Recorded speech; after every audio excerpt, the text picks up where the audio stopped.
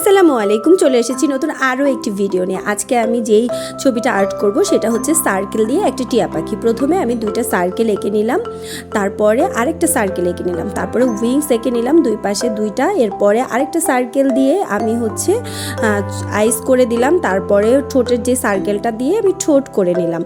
একদম ফ্রি হ্যান্ডে আমি পেন্সিল দিয়ে খুব ইজিভাবে যে একটা বার্ড তৈরি করে ফেলা যায় এবং একটা সার্কেল দিয়ে টিয়া পাখি তৈরি করে ফেলা যায়, সেটা এই ভিডিও দেখে ছোট্ট সোনামণিরা খুব সহজে আর্ট করে ফেলতে পারবে। এখন আমি ছোট্ট করে হালকা করে আমি হচ্ছে এঁকে নিয়েছি পেন্সিল দিয়ে, যেহেতু মার্কার দিয়ে মোছা যায় না বারবার, তো সেই টিয়া পাখিটাকেই আমি হচ্ছে খুব সুন্দরভাবে মার্কার দিয়ে এঁকে নিচ্ছি। তো চোখটা এঁকে ফেলছি এবং মাথার উপরে যে ফ্লাওয়ারটা ওইটা এঁকে নিলাম। এরপরে পায়ের অংশগুলো খুব ইজিভাবে ফ্রি হ্যান্ডে ছোট্ট সোনামণিরা এই ভিডিওর মাধ্যমে শিখে ফেলতে পারবে। তো সার্কেল দিয়ে কিভাবে টিয়া পাখি আর্ট করা যায়, আমার ইউটিউব চ্যানেলে আরও সুন্দর সুন্দর টিয়া পাখি আর্ট করা আছে, বার্ডের অনেকগুলো ভিডিও আছে।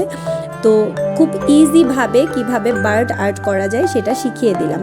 এরপরে হচ্ছে আমি কালার শুরু করব। উইংসটা একটু ডিজাইন করে দিলাম, এরপরে কালারটা হচ্ছে আমি রেড কালারটা করছি।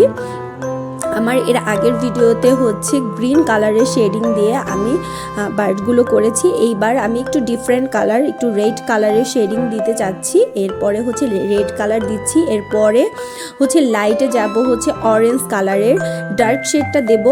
এরপরে আস্তে আস্তে অরেঞ্জ কালারের যেই শেডগুলো আছে সেইগুলো ডার্ক থেকে লাইটের দিকে আমি চলে যাচ্ছি।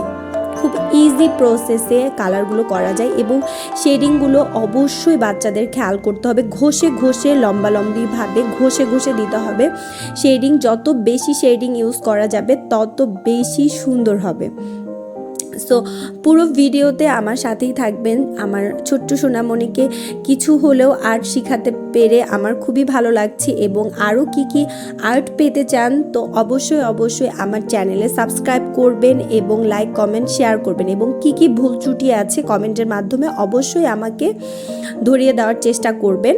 এরপরে হচ্ছে আর কি আপনারা ড্রয়িং দেখতে চান, স্কুলের সিলেবাসে কি আছে আমি অবশ্যই আমাকে দেখাবেন, আমি একে অবশ্যই হেল্প করব। আর এখানে খুব সহজভাবে আরেকটা প্রসেস আপনাদের শিখিয়ে দিতে পারবো।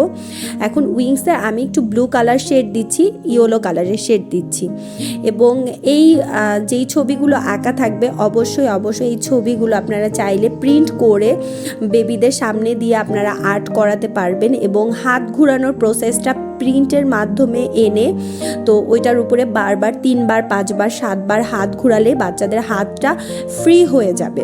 যেইভাবে আর্ট করা হয়েছে ঠিক সেইভাবে হাত ঘুরাবে। প্রথমে সার্কেল দিয়ে উপরের মাথার সার্কেলটা 3 বার 5 বার ঘুরাবে, ঠোঁটের সার্কেলটা, তারপরে ফিগারের সার্কেলটা, এভাবে করে করে অবশ্যই আর্টটা খুব সুন্দরভাবে শেষ করতে পারবে ছোট্ট সোনামণিরা। তারপরে বাচ্চারা ফ্রি হ্যান্ডে খুব ইজিভাবে আর্ট করতে পারবে। সো আমার ভিডিওর মাধ্যমে যদি কোনো ছোট্ট সোনামণিরা কিছু শিখে থাকে অবশ্যই আমাকে কমেন্টের মাধ্যমে জানাবেন এবং আমার ভিডিওর সাথেই থাকবেন। আর কি ভুল ত্রুটি হচ্ছে অবশ্যই আমাকে জানানোর ট্রাই করবেন। এরপরে হচ্ছে আমি গাছের গুঁড়িটা কালার করছি ব্রাউন কালারের 3টা শেড দিয়ে। তো ব্রাউন কালারের 3টা শেড দেওয়া হয়ে গেল আমার পুরো গাছটায়। এরপরে হচ্ছে আমি লিফগুলো কালার করব। তো এই লিফ কালারগুলো হচ্ছে গ্রিন কালার করতে হবে। এই প্রত্যেকটা পাতায় আমি একই শেড দিচ্ছি, ডার্ক থেকে লাইটে যাচ্ছি এবং একদম লাইট কালার দেওয়ার পরে ইয়েলো কালার দিয়ে ঘষে দিলাম, যেহেতু আলো ছায়ার খেলায় পাতাটা লাইট ডার্ক দেখা যায়। সো প্রত্যেকটা লিফ আমি একই কালারের দেওয়ার ট্রাই করলাম। তো খুব ইজিভাবে, আর কালার কিন্তু অবশ্যই লম্বালম্বিভাবে ঘষে ঘষে দিতে হবে, একটু জোর দিয়ে। অনেকে হালকা হালকা করে দেয় না, অবশ্যই জোর দিয়ে করতে হবে। আগে বর্ডার লাইন করতে হবে, তারপরে হচ্ছে কালার ঘষে ঘষে দিতে হবে যাতে বর্ডার